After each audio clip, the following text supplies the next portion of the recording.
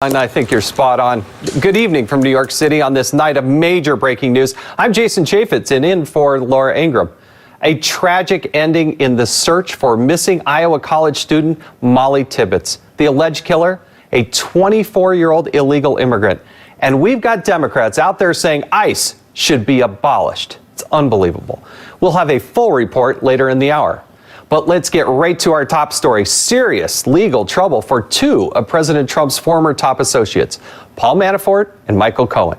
Fox News chief national correspondent Ed Henry is here with the details. Ed, what's the latest? Jason, great to see you. A difficult day for the president on two fronts, as you mentioned, Paul Manafort and Michael Cohen. The Cohen case could prove to be more damaging legally and politically because the president was directly implicated in the plea deal, a far cry from the Manafort matter, which has nothing to do with the president, the 2016 campaign, or allegations of Russian collusion. The former Trump campaign chair was stone-faced in a Virginia court as he learned the jury found he's guilty on 5 counts of filing false income tax returns, 1 count of failing to file a report of a foreign bank account, 2 more charges of bank fraud. The jury could not reach a verdict in Manafort's case on 10 other counts. Prosecutors have until the end of the month to decide whether they'll seek a retrial on that. Manafort also facing a second trial in Washington on charges of lobbying, fraud, and other matters. That comes in the fall. There's also the possibility Manafort will be pardoned by the president, who declared today before his rally in West Virginia that the special counsel investigation is simply out of control. Watch. This is a witch hunt and it's a disgrace. But this has nothing to do with what they started out looking for Russians involved in our campaign. There were none.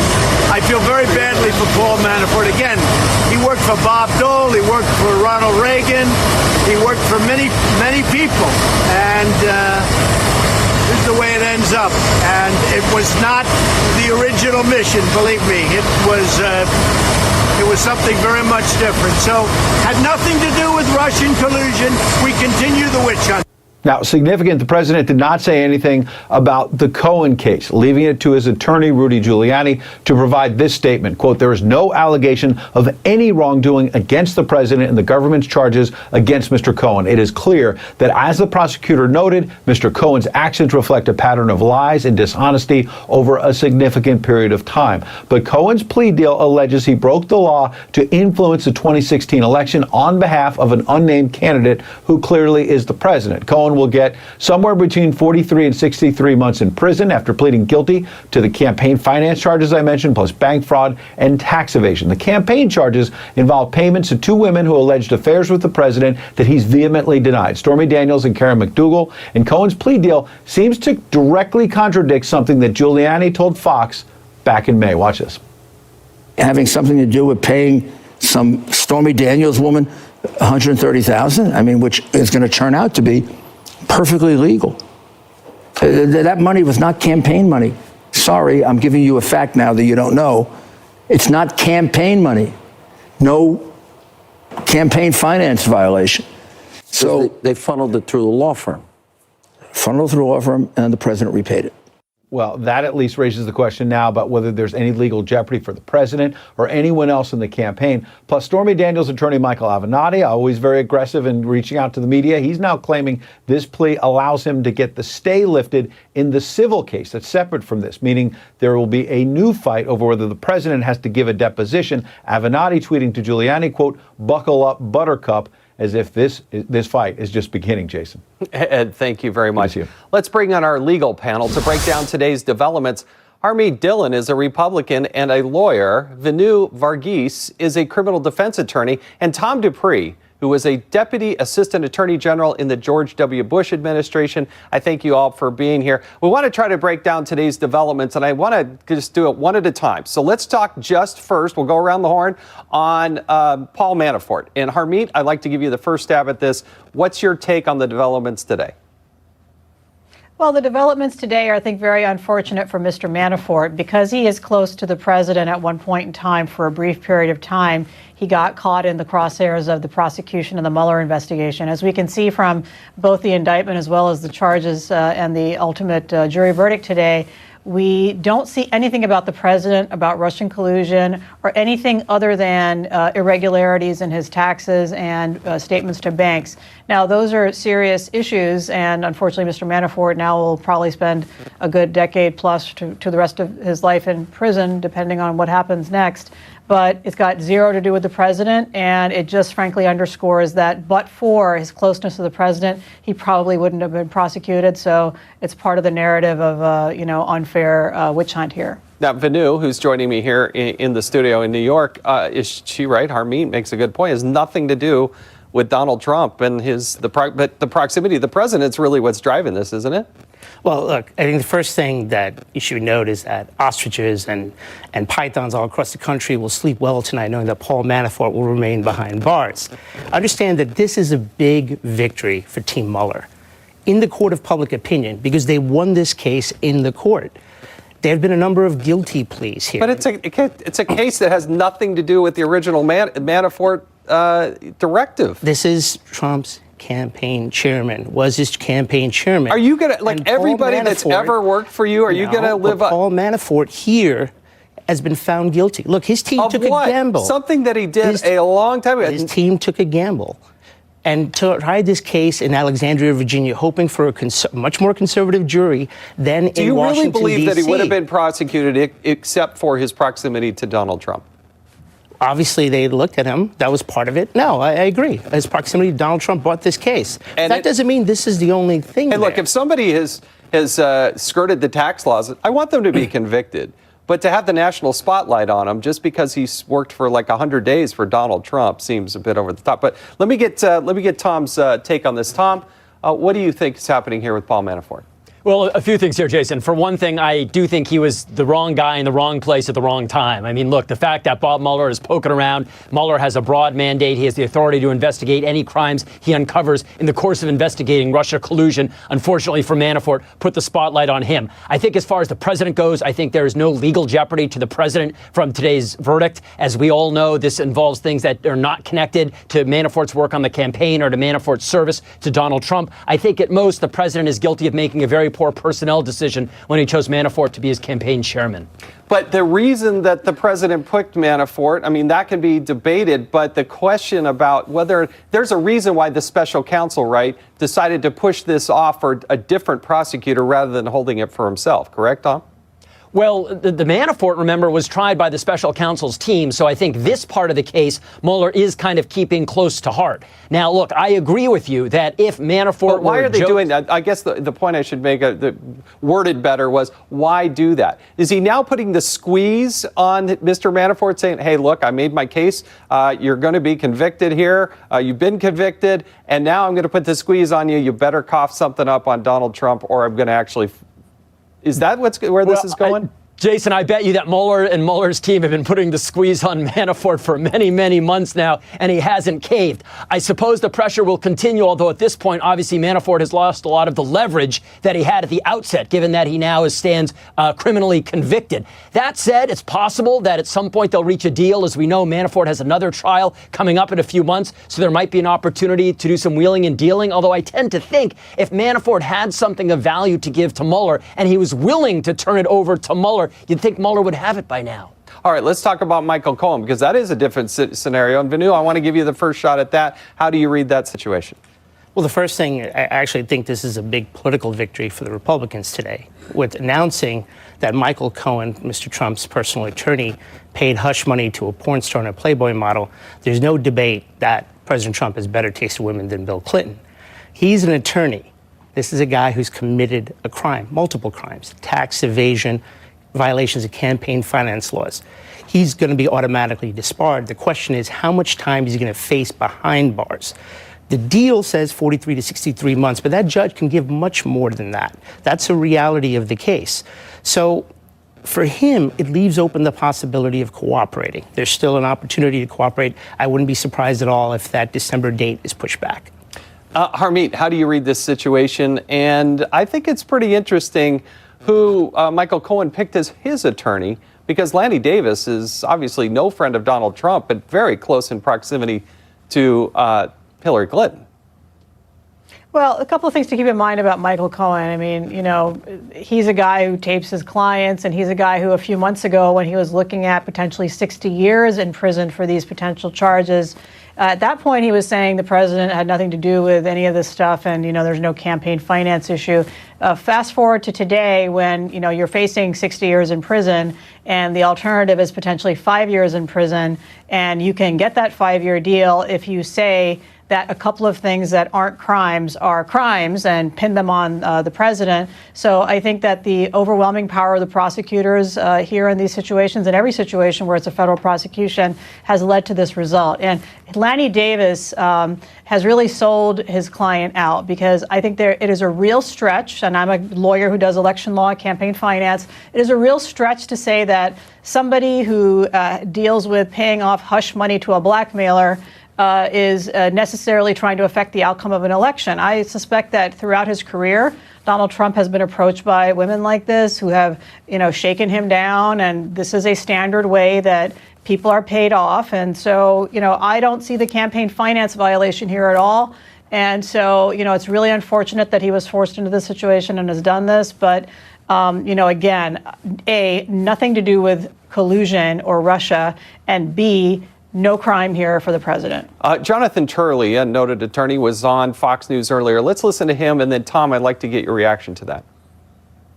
I mean, unless this unidentified candidate is Bernie Sanders, it's going to be bad news. I mean, or you're not paying attention. Because if the prosecutors accept what is in this indictment, then the president just became an unindicted co-conspirator. That's the simple matter of it.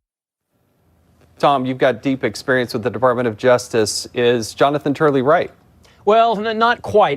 The way I look at it is, look, for one thing, the fact that Cohen pleaded to a particular charge doesn't mean that other people are automatically deemed guilty. I mean, that's why we have trials. That's why we have evidence. That's why we have juries make these determinations. I will also say that one of the most complex and Byzantine areas in the entire sphere of federal law is the election code. And lawyers will argue to the nth day about whether something constitutes an election violation or it doesn't. And I think this is no different. For me, what this ultimately is going to come down to is whether Cohen has something other than his own word that this is what happened, that these payments were made for the purpose of influencing a campaign, that they were done at the direction of presumably Donald Trump. If Cohen has Trump on tape, if Cohen has evidence to support his allegations, then it could pose greater jeopardy for the president. But right now, all we know is it's just Cohen's word against presumably the president's word. But there are tapes, and is the Trump team able to hear and listen to all those tapes if they are in the possession of the special prosecutor? Or is that something that they've only maybe heard snippets of?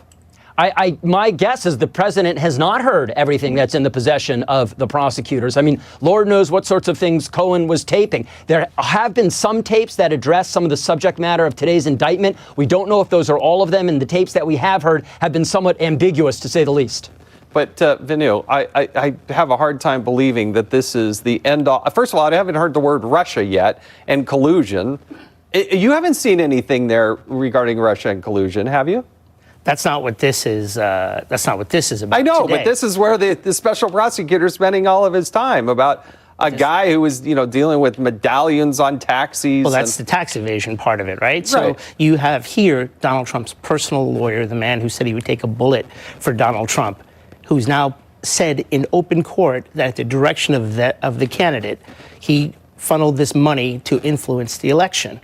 Right? So the question of Russia collusion, that's a separate question. The fact is, well, it was the prime question of what the prosecutor is supposed to be going after. But he has a broad mandate. As he says, he can investigate different things, and all of this came from this. And the fact is, now you have Trump's national security advisor, his former campaign chairman. Which they delayed, right? They delayed the sentencing to it, and there's a lot of evidence out there that he was manipulated along the way. Guilty. So, Harmeet, last word. How do you read the situation going forward? What happens next? Well, I mean, obviously the left in this divided country is going to go, crazy like Vinu just did, imputing guilt by association here. But, this is a tragic tale of a lawyer gone awry in many ways. It's unfortunate for him personally, but the president is very focused on his agenda. He's popular. I wouldn't be surprised if this doesn't affect his popularity one bit, because people are beginning to see the results in this country. And yet, after all this money, all this effort, all this drama, all these indictments, all you've got is zero to do with the Russian collusion. The only person who committed campaign finance violations with respect to Russia, with respect to foreign countries, is Hillary Clinton, and she never got indicted. So I think this really underscores for the president's position that this is a witch hunt and it has no legitimacy and needs to end. Mueller investigation is not over. Thank you very much. I appreciate it. Harmeet, gentlemen, thank you. We do appreciate it. Authorities say the murder suspect in the Molly Tibbetts case is an illegal immigrant. We'll have the details on this shocking situation directly ahead. Stay with us. Search for missing Iowa College student Molly Tibbetts ended today in tragedy. I can't even, seriously, as a parent, I can't even imagine going through this. Authorities charged Christian Rivera today with Molly's murder, saying the 24-year-old led police to what is believed to be her dead body in an Iowa cornfield. And in a stunning revelation, authorities say Mr. Rivera is an illegal immigrant. President Trump weighed in on this case tonight. You heard about today with the illegal alien coming in, very sadly, from Mexico, and you saw what happened to that incredible, beautiful young woman. Should have never happened. Joining me now for reaction are immigration attorney Michael Wilds, former Los Angeles Police Department Detective Mark Furman, and Bill Gavin, former assistant FBI director in New York. Gentlemen, I thank you all for being here. Unfortunately, you've had experience with these types of horrific cases, and we want to get your insight because not only is the family going through an amazing tragedy, but the police work over the 34 days, I think, is an important thing that we also look at. We want to get your perspective. Mark, I would like to go to you first. What's your assessment of how law enforcement dealt with this case, and does it sound to you, again, A, it's an allegation, and B, it's still very early in this process, but based on what you've seen so far, your professional experience, what is your assessment? Well, I think the written media kind of skips over the police investigation, making it seem like it all happened in a day or two. But I think they were very patient. I think they approached it very intelligent and a very skillful approach once they had a suspect when it got to interrogation. The suspect just didn't walk in and start giving up information. They had enough investigative tools at their disposal to actually prod that suspect into somewhat of a confession. He leaves out that he actually murdered the victim, but I think the police did an incredible job on this. Yeah, I mean, he says he actually blacked out during the time that the actual murder happened. But Bill, you have experience in the FBI. If somebody leads you to the body, is there any more evidence that you need that maybe this was the actual perpetrator? I don't think there's any doubt he's the perpetrator, and I agree with Mark. I think the police did a terrific job. But one of the concerns that I have is how long did he stalk her? By what means did he kill her? Strangulation, blunt force trauma, stabbing, whatever. Was she sexually molested? I think the other thing that Jason, that concerns me is he was in the country, they say 4 to 7 years, 4 years in Volusia County, and maybe 3 years someplace else. They have to go back and look and see, has there been any other crime similar to this? There's no doubt he stalked her. Has there been any other crime similar to this, any place that he has been? Has he been in one of the sanctuary cities where everything goes anyway? Where has he been? What has he done? But because he was charged with first-degree murder, does that lead you to believe that he was stalking her as opposed to a chance happening? She was running, he was driving by and decided, hey, this might be a good target?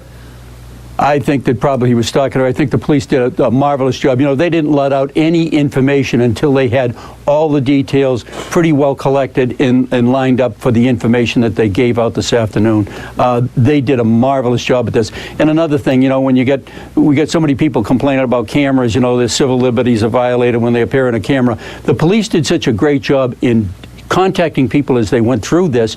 They found somebody who had a camera, who saw the Chevy Malibu, who actually saw the runner. What a great job they did, and hats off to the police department. No, look, it's a smaller law enforcement organization. It's not like the Los Angeles Police Department with untold number of assets at their disposal for a smaller department like that to do this kind of police work. But Michael, it does beg the question, and he's here joining me in studio, this person should have never been in the country in the first place, correct? I mean, it's an allegation, but he should have never been here, right? Thank you for having me, Jason. A horrible, senseless act of violence. My heart goes out to the family. There should be full consequences to this man for committing this murder for the rest of his life. The truth is that the political arena of immigration is not going to be satiated through legislation. You can't legislate your way out of a murder. It's many ways but sad. you can put up a wall, you can enforce, you can start expelling people that are here illegally. I understand, but when you look at the facts, we have U.S. Marines that marry foreign nationals, and the vetting here is critical. But even if you vet, you have more U.S. citizens creating more heinous crimes than undocumented or legally permitted But he would have aliens. he would have never been able to even have a chance to commit a crime if he was not here in the first place. You're saying then, Jason, that we really need to shut our doors and not have them here. No, I don't know that you can stop a murder, sadly, despite all of the walls. But you can shut it off. If he's here illegally, that says to me, at least on the first blush, that he should have never been here. What about the million people we bring in legally and lawfully? I have a higher moral obligation, I think this country does, to those people than it does to... I agree. And I agree also with the other two speakers here, the former director of the FBI and the officer, because in all truth, when it comes down to it, the beautiful police work that's being done, the system here should stand, and we should have redundancies between state, local, and federal crimes so that the vetting doesn't stop. What about the people that radicalize who are citizens when they travel internationally and then come back to the U.S.? And you know what? So if a local cop gets them and then reports it redundantly to our intelligence services, yes, Jason, we should be able to stop this, but we cannot blame immigrants as a scapegoat. Because they do a lot Well, I'm more blaming than this work. one. I'm blaming this one. And as I am too as a father. And I worry, and again, we're not having a total immigration debate here, but there's a difference between being here illegally and being here legally. And you do a disservice to the legal immigrants by just saying, well, this guy was an immigrant. No, he wasn't. He was an illegal immigrant. Well, now, we'll see. It's an allegation at this point. I want to get back to the case here. And Mark, he's being charged with first-degree murder. What's it going to take in order to prove that? What would police have to see in order for a prosecutor to feel comfortable that, yeah, it was actually first-degree? Well, it's first degree because he wasn't involved with the victim. It wasn't a hot blood murder where he was involved in an argument with a spouse or a live-in girlfriend. This was a directed intent murder where he actually formed the intent, which can be formed in just a matter of seconds, to actually kill her. And they're going to do this forensically. They've got him to get to the point of capturing her, and then he blacks out until she's in the trunk. So they're going to fill that gap in forensically. They're going to have the cause and method of death. They're going to try to get as much DNA. The problem here is 30 days in the elements, insects, animals, and the heat, which is the average temperature is about 87 degrees in Iowa at this time of year. Yeah. That creates a lot of decomposition, but I think they're going to achieve their goal, and they will get a first-degree conviction. Bill, is the FBI, as a Federal Bureau of Investigation, helping these smaller departments and agencies? Do they have the types of resources, and can they quickly turn this around to help a smaller agency such as in Iowa? Absolutely. That's why the FBI has resident agencies all over the country in the smaller areas. And the participation of agents and police officers and sheriff's officers is terrific today. Plus, there's the opportunity for the Bureau to run classes and whatnot, and for police departments, larger police departments, to run those kinds of classes for smaller police departments as well. But the spirit of cooperation is there. Anytime any police department wants something done and comes to the Bureau, it'll absolutely get done any place in the FBI, I think one of the great bright spots for the FBI these days is the work that they do in the forensic labs there at Quantico and whatnot. But Michael, I want to ask you one last question here. This kid is in a tough situation. I don't want to say kid, but I'll call him a punk or killer, at least alleged. He's going to be in a very difficult situation. Does he have any chance of wiggling out of this at this point? We saw, sadly, with the Kate Steinle case where the state did not bring a good prosecution. The forensics, as these very distinguished law enforcement officers spoke about today, and I'm a former federal prosecutor myself, is just the first step. The prosecution has to be ironclad. And I would agree, it has to be strong and with due process to make sure that we send the message out. Tonight's not immigration, right, that we don't scapegoat immigrants because of this son of a gun's work. just the illegal immigrants. Mark, I want to give you the last very quick word.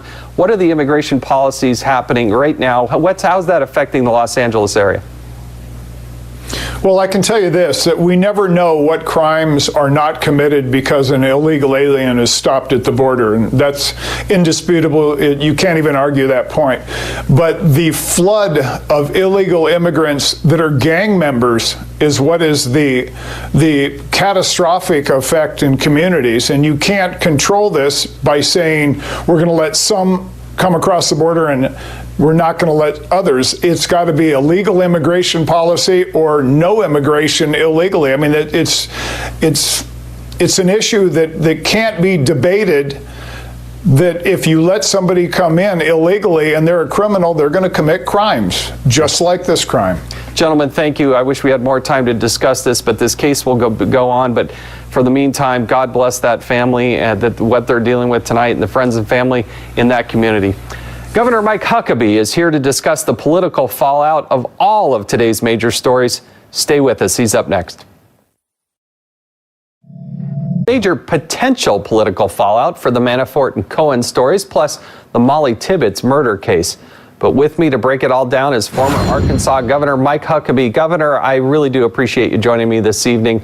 You saw the Cohen news, you saw the Manafort news, you heard obviously about the tragic death of Molly Tibbetts, but what's your political read on what's going on, particularly with Manafort and Cohen? How is this going to play out to the average American? It was not the best day for the president because two people closely associated with him either were convicted or pled guilty. Whether or not that stink ends up on him, time will tell. I think a lot of his supporters are not going to be persuaded by an attorney who has admittedly lied and by someone who did things that had nothing to do with Donald Trump and happened years before he was even briefly associated with the campaign. But let's be honest, this is not the kind of thing that if you're Donald Trump, you want to have at the end of the day two converging legal issues. But in the great scheme of things, most people recognize this had nothing to do with Russia, which was the whole point of the Mueller investigation, and it also doesn't really show that there is a single-handed form of justice being applied to Democrats like Hillary Clinton, whose campaign funded the Russian dossier, and all of these things surrounding the president. So I don't think that we know whether it's going to have a big impact. My guess is in the long term, it doesn't, but time will tell. I do think there's a huge impact on this issue with Molly Tibbetts, and what a heartbreaking situation. And Congressman, I heard what you said a moment ago. Couldn't agree with you more. You can't look at this just from a raw political standpoint. As you said, you look at it as a father, as a dad, and I just can't even get my arms around the grief of Molly Tibbetts' family. And the fact that this person shouldn't have been here. If there's not a pushback against open borders and sanctuary cities, and the Philadelphia mayor dancing in his office over sanctuary cities, I don't know what is. I mean, that's a look at the average voter. I mean, I understand where Republicans will be leaning one side and Democrats will be leaning, but this truly independent person, the person who's maybe not watching every story and reading every news article that comes out, I don't believe that the Cohen and Manafort story really moves the meter in any one direction, especially when they've lost so much credibility over the last 2 years. But what does touch the hearts, what does touch people's emotion, is what happened to Molly Tibbetts, because they can relate to her, and she was murdered. And all the polls are showing that the number one issue is immigration. So people say don't politicize it, but how do we talk about it and at the same time not be criticized for being, just throwing politics at it? Well, I find it interesting, Congressman, that you've got a lot of Democrats saying, we shouldn't be politicizing the Molly Tibbetts murder, but they're the very ones that absolutely overwhelmingly politicize Parkland school shooting and every shooting that happens. It's a natural emotional reaction, but what we have to do is examine policies to determine, can we fix this? Can we do better? There's not a lot of sympathy among even Republicans for Paul Manafort for tax evasion or for lying about bank documents. I mean, I don't care who you are, Democrat or Republican. You ought to have to pay up for that, and he's going to. And if Michael Cohen committed crimes, then he's going to have to answer for that. But just because they knew Donald Trump or had a relationship with him does not mean that whatever they did is automatically attached to the president, certainly not to Manafort. But all of us are attached to the unnecessary death of a young lady whose life was ahead of her and who is dead because we have a broken immigration system. And I think the Republicans have a great opportunity to say, let's fix this. Yeah. And say to the Democrats, work with us to fix it. And if you don't, then please don't tell us that you care about murder of these girls and the immigration policies that we've got to fix. Governor, I really do appreciate your perspective. Very kind of you to join us this evening. Now, there are other sides to the story, another perspective on the other side of the aisle. So joining me now is Democratic strategist Jason Nichols. Jason, thank you so much for being here. I do appreciate it. I want to pick up where we left off with Governor Huckabee. You know, the polling I've seen saying the number one issue going into the election prior to this week is immigration. And so, you know, yesterday we ran stories about a person who is supposedly with his wife going to the hospital, but ICE picked her up, and then they ran all these stories about how heartless ICE was, but it ends up that he was just wanted for murder, and that the Mexican government wanted us to detain him. Here today we have the allegation of the murder by an illegal immigrant, again an allegation of a young woman who's going in to be a junior in Iowa. How is this not an issue? And how is it that Democrats think that they can actually take the positions that they have on immigration and win? Well, I don't think anyone says that this is not an issue. And really quickly, I just want to send my heartfelt condolences out to the Tibbet family and also to the University of Iowa. I'm at the University of Maryland, and we've had some recent high-profile deaths. And, you know, I've had students who have passed away, so I want to send my condolences to that entire community. I don't think Democrats are saying that immigration is not an issue. And as a matter of fact, many are saying that this is a major issue and that we need comprehensive immigration reform. This is something that you, as a member of Congress or former member of Congress, know that both sides of the aisle agree that this is a major issue. We just don't agree on how to fix it. We don't think that separating families was the way to go about it. We don't think that some of the cruel policies that Donald Trump has promoted. Donald Trump didn't think that we should be separating families either. That was something that started in the Obama administration, and Donald Trump fixed it. Oh, come on, Jason. That's true, that's not factually. True. That's absolutely untrue. You know that yes, I do know. I was on the immigration subcommittee and the Judiciary Committee, and I sat there and listened to the Democrats on this issue.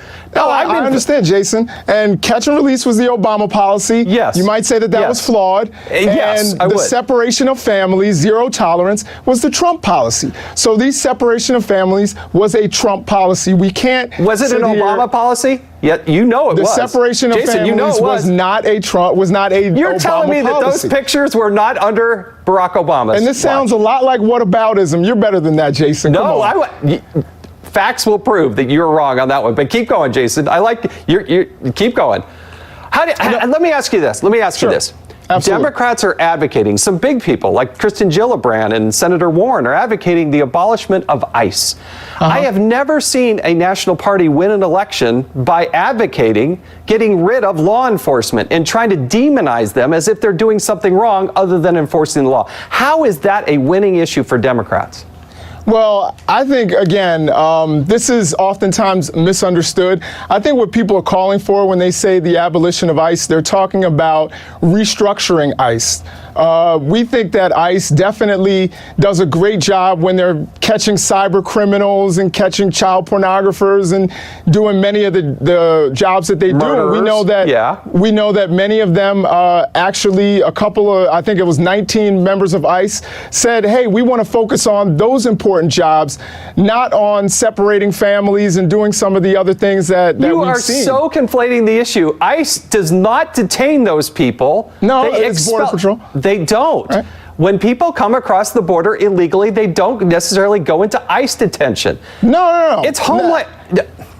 Again, we got to keep going, but you're getting your facts wrong on this one. You're misunderstanding what it is that I'm saying. Of course, we know ICE is not responsible for border enforcement. That's CPB, CBP, excuse me. Border Patrol. What I'm saying is that ICE does, in the community that I used to live in, and many years ago, they used to actually, do raids and all kinds of things and separate hardworking families. And so one of the things that we're saying is that we need to restructure this particular law enforcement agency, just because ICE is a relatively new agency, as a matter of fact. That the Democrats helped create, by the way. Absolutely. And they're enforcing laws that Democrats voted and supported for. Jason, I wish I could keep going with you because I love these kinds of debates, and I know you believe wholeheartedly in what you're saying, and I hope we have you back on this program again. But I've got to keep moving on, so thank you, Jason, I believe for it because it's truth. Thank you, Jason. Thank you. Protesters topple a Confederate statue at the University of North Carolina. Is it mob rule or justified? We'll debate it next. For a couple hours, and then next thing you know, they're not just engaging in free speech, but they're actually engaging in taking this thing down. What's your take on it? Is this free speech, or is this sort of mob rule? What's your take on it? Well, I think it's really a combination of both. I mean, it is an expression of free speech in the fact that many people are upset with the images that a lot of these statues portray. However, the fact that they did destroy public property is something that the university will take into consideration. Their methods in handling it are something that may not have been the best. However, I do believe that the university administration needed to take into consideration the sentiment in that particular community as it related to these statues, not only from individuals who didn't like them, but also some of the sentiment that they may infest and may grow in individuals who seem to support them in that outdated way of thinking. And Eric, there may be a legitimate debate there, but aren't you concerned that here on a college campus, all of a sudden they're just saying, hey, they're allowing this to continue. The cops are called in. I mean, this is breaking the law, is it not? Well, it is breaking the law, but you have to understand, I mean, you also have similar situations if the university had won the championship. There's also a lot of, vandalism and things that goes on then. So at least this particular time is not just a simple celebration of a sporting event, but these individuals are actively exercising their free speech rights and doing something that may be something better for everyone. Look, I want to bring in Horace here because it wasn't just simply free speech. It was breaking the law, correct? Oh, no. Okay. I mean, I understand it was breaking the law. No, I want to go to Horace. Be some penalties from it. You got Horace here with us as well. Horace, jump in here. Okay, couple of things. One, to equate what happens when college students drink too much, become overly exuberant, and celebrate and result in damages with intentional destruction of private property. Those are not one and the same. Those are not to be treated the same way. Yes, some damages can result from both, but we need to be very, very vigilant about making sure we're not telling young people that when you have a personal or political difference, that the way to resolve that is with the use of force. Eric, do you agree with that or disagree with that? Horace makes a great point. Do you agree with that or disagree with that? Well, I mean, I would agree to a point. I mean, the fact is we never want individuals to resort to violence to solve anything. However, we have to look at the underlying reasons in which the violence is being exhibited. Absolutely. So to say that the one particular type of violence is different from another type of violence. You're saying it's justified. I never said that it was justified. However, I'm not saying that it's justified. What I'm saying is, the fact is, you have to understand what is going on. And if you have riotous situations that go on, whether they are for celebration or whether they are for the expression of free speech, they both have to be looked at for exactly what they are. So in this particular situation, we have a Confederate statue, which is a divisive symbol on that campus that was toppled down. So therefore, there's an understandable reason for that. Should those people be prosecuted? Yes or no? Yes or no? I do believe in some form or fashion there should be some punishment because they did, as I stated, in an ordered society, you do not want the destruction of public property. What should happen to the students that engaged in this? They should be held accountable. Here's the problem. The real issue is this. Democrats put up these statues. Democrats engaged in behavior during my parents' and grandparents' and great-grandparents' lifetime, terrorizing them. What we have learned from this event is there are people that, just like they did at the turn of the century, justified this behavior, called it underlying conflicts and concerns. We have a similar mindset at work today. If you wish to remove those statues, there should be a political conversation and a process. The mob violence was not appropriate when it terrorized black Americans in the 19th and 20th century, and it's not appropriate now in the 21st century. Horace, well said. Eric, I appreciate you being here for the debate. It will continue on, but I think thank you for both for your perspectives. You wouldn't think Hollywood celebrities could debase themselves any further with their blind hatred of President Trump, but you're wrong. You're wrong, because details are coming up after this.